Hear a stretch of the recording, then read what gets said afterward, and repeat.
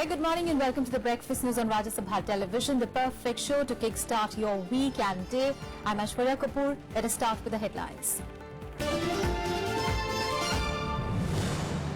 5 more MPs switch over to Panneerselvam camp. Sasikala writes to Governor, seeks time to meet him along with supporting MLAs. Campaigning to end for Uttarakhand elections and the second phase of UP elections today. 69 seats in Hill State and 67 in Uttar Pradesh to vote on 15th of February. 4 militants eliminated in an encounter in Kulgam in South Kashmir. 2 soldiers martyred, 1 civilian killed in 10-hour-long gunfight.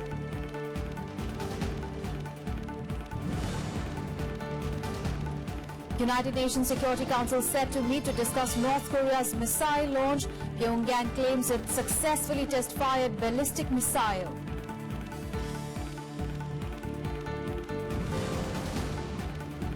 And India lift a second blind T20 World Cup, beating Pakistan in final by 9 wickets at the Chinnaswamy Stadium in Bengaluru.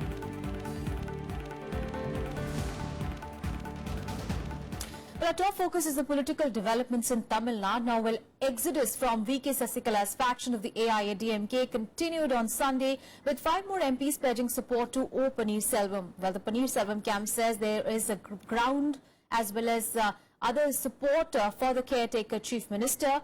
Meanwhile, the Sasikala camp claims to be ahead in the game of numbers. Well, Kriti Mishra has filed this report from Chennai. The suspense continues in Tamil Nadu. With no final word from the governor, the 2 rival factions in the AIADMK are working each day to win the number game. AIADMK General Secretary VK Sasikala reiterating she has the numbers. She has written to the governor seeking time for a meeting along with the MLAs who support her. Sasikala also claiming there is a fake letter doing the rounds on social media attributed to her. வந்திருக்கிறது நான் ஏதோ உயிரை விட்டு விடுவேன் என்று நான் கவர்னருக்கு எழுதியதாக ஒரு கடிதம். இதை எனக்கு என் நண்பர் அனுப்பி சமூக வலைதளங்கள்ல வந்திருக்கு, இத பாருங்க என்று கேட்டார். நான் அதை கையில் எடுத்து வந்தேன். நீங்கள் எல்லோரும் இதை பார்க்க வேண்டும் அவசியம். இது மாதிரி ஒரு பெண் அரசியல்ல இருக்குறதுங்கிறது ரொம்ப கஷ்டமான விஷயம். For the caretaker Chief Minister O Panneerselvam, however, it was a shot in the arm on Sunday with 5 more MPs joining his camp. The total number of MPs with him now is 10.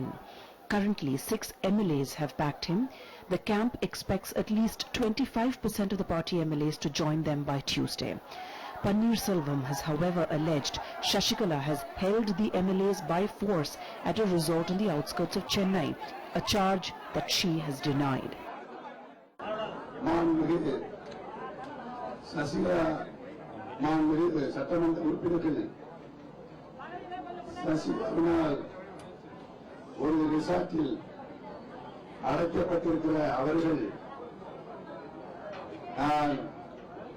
சட்டமன்ற உறுப்பினர்களை கனிவோடு கேட்டுக்கொள்கிறேன்.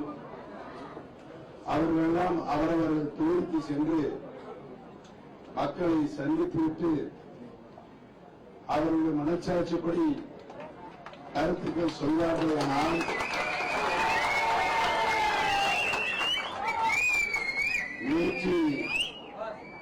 135 சட்டமன்ற உறுப்பினர்களும் இதை எல்லாம் doctor புரட்சி தலைவி அம்மாவுடைய உண்மை கொண்டலாகவே நான் இது அம்மாவுடைய ஆன்மா அவர்களை ஏற்றுக்கொள்ளும் என்பதை நான் இங்கு தெரிவித்துக் கொள்ள கடமைப்பட்டிருக்கின்றேன். அது மாதிரி எதுவுமே இல்லை. இன்னைக்கு பிரஸ் எல்லாமே பார்த்தாங்க, எல்லாருமே வீடியோ கவரேஜ் எடுத்திருக்காங்க, எல்லாருமே எங்க கூட தான் இருக்காங்க. கிட்டத்தட்ட 1 மணி நேரம் முன்னாலதான் இருக்காங்க, எல்லாரும் பேட்டி கொடுத்தாங்க, எல்லாரையும் பார்த்து பிரஸ் எடுத்துக்கிட்டாங்க. However, the desertions have rattled Sasikala. She met party leaders at the resort and held deliberations on the next course of action. That is nothing but we actually having majority MLAs as per the constitutional. So 127 MLAs with us. So it's mandated to form the government now. The split within the party cadre is also becoming more evident. The Sasikala camp has questioned the delay on part of the governor for invitation to form the government. The camp is alleging the delay is a ploy to split the party. Nobody can compel the governor to give his verdict in a day or two. That is his discretion. He will consult all the legal experts and he will take a right decision. He will take a right decision. There is no hurry in the decision and let them wait, because so many factors influence the Tamil Nadu politics at present, whether it is power politics, whether it's the court politics, whether the people's politics. I believe now each and every one of the assembly members are shifting their camp, because the people of Tamil Nadu want a stable government, people of Tamil Nadu want a corruption-free government, people of Tamil Nadu want a straightforward government. So when now the people have started asking questions, the assembly members, now the assembly members are afraid of their people than their leader. That is my opinion. The DMK too has been accused by Sasikala of trying to engineer the split. The party has convened its high-level executive panel meeting today under the leadership of M.K. Stalin. It is a fight for power. What had happened in 87 is happening now. So when it is a fight for power between the factions of the same party, how can they claim that somebody else from outside is creating? It is not a fight for anything else. It is a fight as to who will become the chief minister. Depending on how many of the sitting MLAs each side could garner, several outcomes are possible in the coming days. The party has 135 MLAs in the 235-member Tamil Nadu Assembly, including one nominated. AIADMK has 37 Lok Sabha MPs and 13 Rajya Sabha MPs. Panneerselvam should have support of at least 90 legislators to escape the anti-defection law. To become the chief minister, he needs to command support of at least 118 MLAs. Meanwhile, Sasikala needs to retain her MLAs, jumping ship and switching sides with each passing day. The ball now lies in the court of Governor Vidyasagar Rao. Reporting from Chennai, with camera person Sudhanshu, I'm Kriti Mishra for Rajya Sabha Television. In fact, Kriti Mishra is now joining us live from Chennai. She is tracking all those developments very, very closely. Kriti, as you just, while, there is more support really which is trickling in every day for Panneerselvam.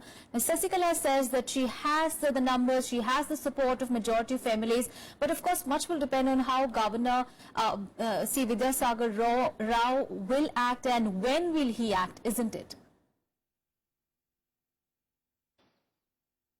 Well, that's right, Aishwarya. There seems to be no let-up in the political crisis in Tamil Nadu. The ball has been locked in the court of Governor Vidyasagar Rao. Now, constitutional experts say that he has three options. One, to ask each of the factions to prove majority on the floor of the House. Second, under Article 175 of the Constitution, he may go for a secret ballot. Now, we've seen this as a precedent in the case of Jagdambika Pal and Kalyan Singh in Uttar Pradesh. Thirdly, he may impose president's rule in the state under Article 356. But after the SR Mumbai case and after what happened in Arunachal Pradesh and Uttarakhand, the decision that also invited judicial scrutiny, how feasible would that option would be, that has to be looked into. But of course, right now, the governor has become the cynosure of all eyes to quell simmering political crisis in the southern state. Aishwarya? But also, Kriti, much really also depends on the disproportionate case against Sasikala. Now, Sasikala says that is not really playing on the mind of the governor. But what are your sources telling you? How much of that case is going to impact what is going to happen next in the state? Well, that's right, Aishwarya. The governor has earlier stated that it's not about the game of numbers in the state. It's about the political stability that he is more concerned about. Now, Sasikala, there are several challenges as far as Sasikala is concerned. One, of course, that she has to set her house in order and avert all her members and all her supporters the jumping ship with each passing day. She's also fighting allegations that she's sequestered her MLAs and held them captive, a charge that she has very, very vociferously denied. And also the perception that Sasikala and her family members are infamously known as Manargudi mafias in the state of Tamil Nadu, and of course this disproportionate assets case running into several crores. Now, of course, a verdict of this case was expected on Monday, but apparently it has not been listed on the cause list of the Supreme Court. So we still have to wait for that verdict. But as far as Sasikala is concerned, there are several adversities that she has to fight to become the political heir of Jayalalitha and to get the throne of Tamil Nadu's Chief Minister. Aishwarya? All right, could you keep tracking all those developments in Tamil Nadu? We'll keep coming back to you. And on to news from the assembly elections bound states.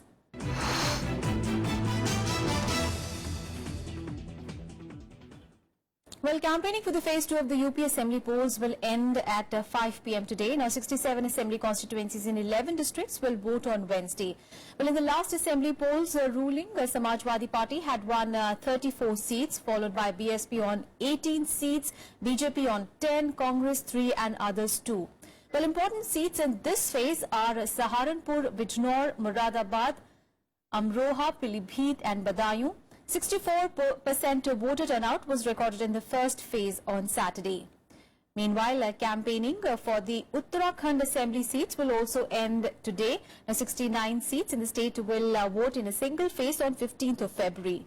Meanwhile, the Election Commission has postponed elections for one seat each in Uttarakhand and Uttar Pradesh following the death of candidates in UP's Alapur constituency and BSP candidate from Karnataka district. According to a law, a political party is given time to field a new candidate if the candidate of any recognized party passes away and the polling is fixed for a new date.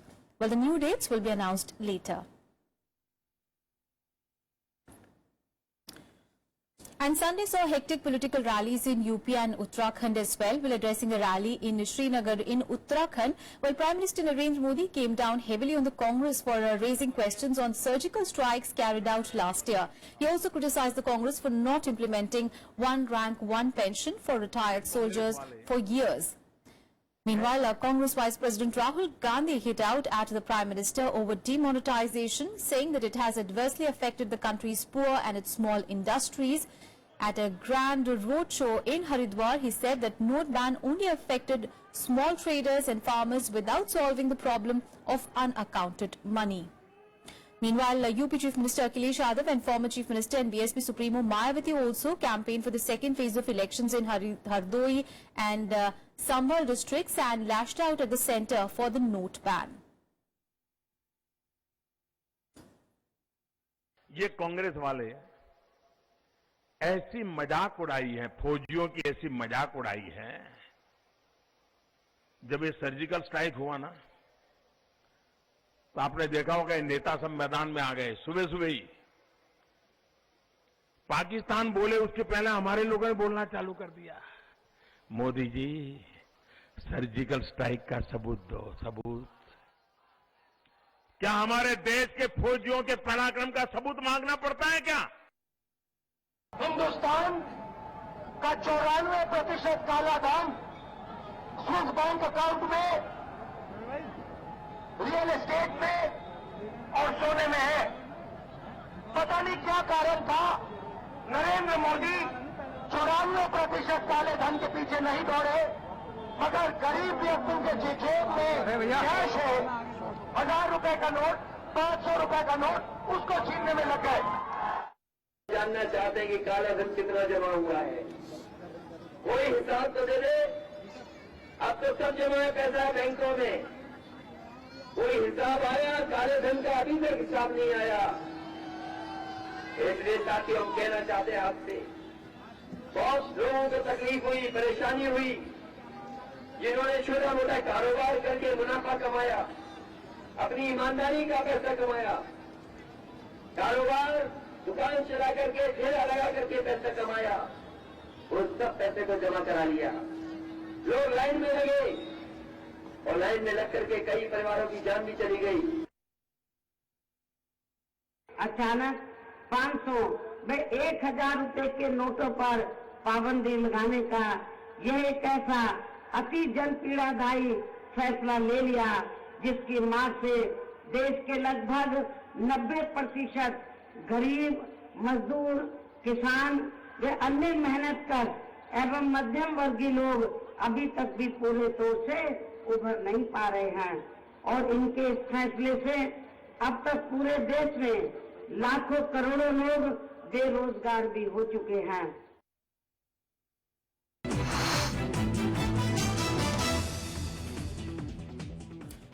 In Breakfast News, time for a very short break. We'll be right back.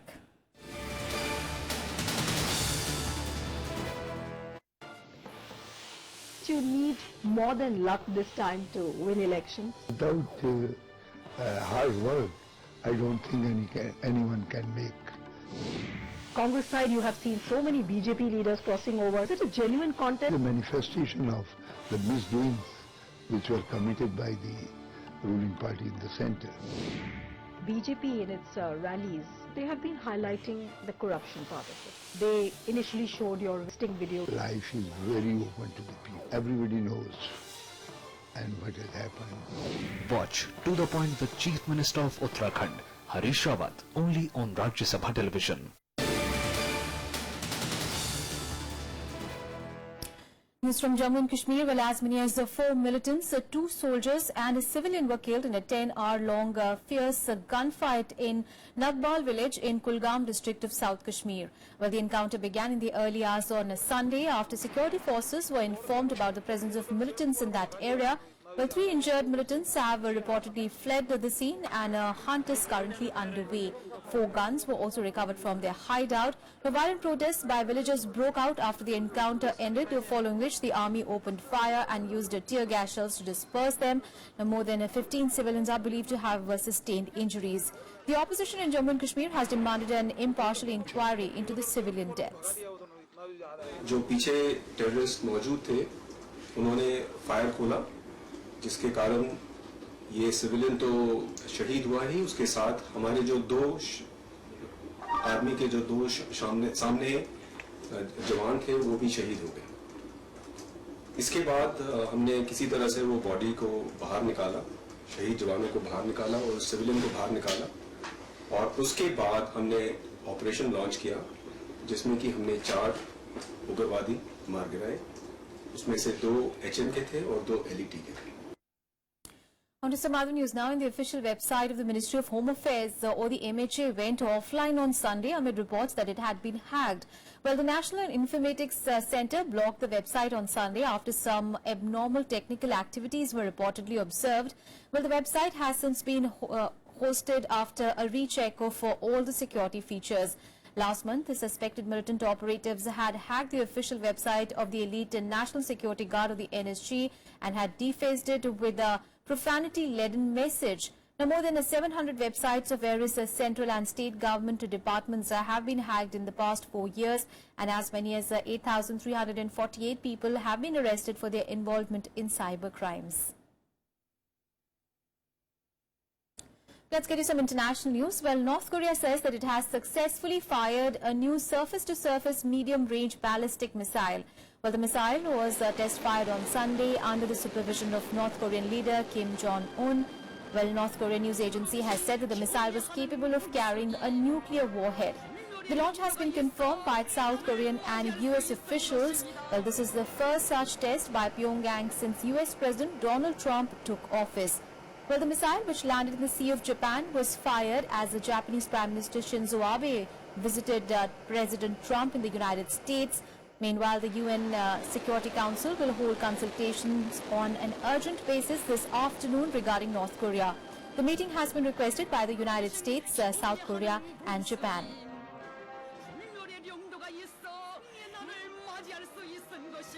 최초로 감행한 탄도미사일 발사로서 유엔 안보리 관련 결의에 대한 노골적이고 명백한 위반일 뿐만 아니라 한반도 및 국제사회 전체의 평화와 안전에 대한 엄중한 위협인 바 정부는 이를 강력히 규탄한다.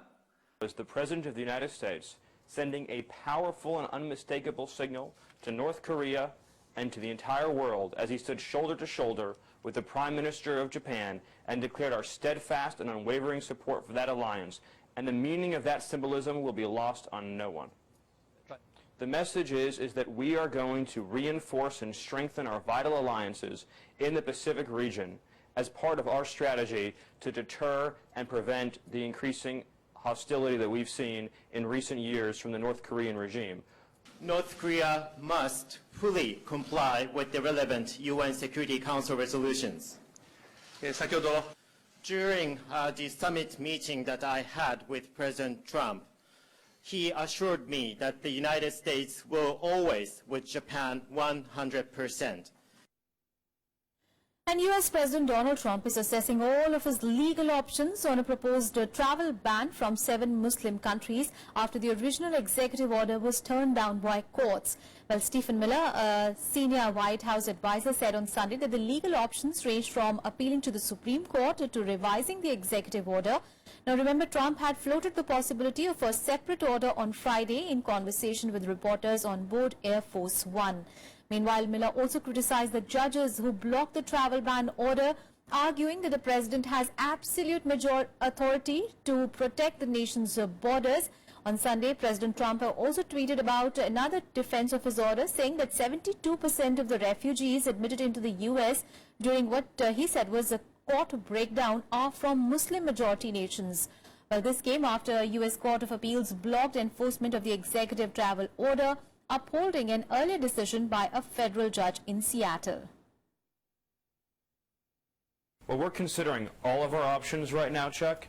That includes you can continue the appeal on the 9th, you can seek an emergency stay at the Supreme Court, you can have a trial hearing on the merits at the district level, or you can take it en banc for the emergency hearing also at the Ninth Circuit, and yes, you could pursue additional executive actions.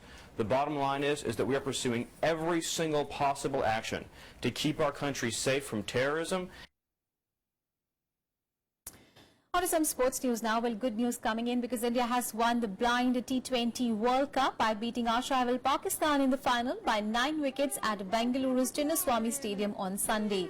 While setting a target of 198 runs to win, India chased down the total with a loss of just 1 wicket and 14 balls to spare. While opting to bat first after winning the toss, Pakistan's middle order stumbled later in their innings as India restricted them to 197 from 8 from their stipulated 20 overs. Well, Pakistan's Badr Munir scored 57 from 37 balls, hitting 8 fours and a 6. In reply, Indian openers provided a solid foundation and they put 110 runs before their first wicket fell. India's Ajay Kumar was run out after scoring 43 runs, while Jayaramaya scored 99 runs, the highest in the match. Meanwhile, Prime Minister Narendra Modi has congratulated the team for the victory, saying that India is proud of their accomplishment. Sports Minister Vijay Goyal has also congratulated the team. In his message, he said that the Indian team for blind cricket has added another chapter of glory in the history of the country's sports. And staying with cricket, well, Bangladesh will resume their second innings at 103 for 3 on the last day today of the ongoing one-off cricket test in Hyderabad against India. Well, India needs 7 wickets for victory in the test match.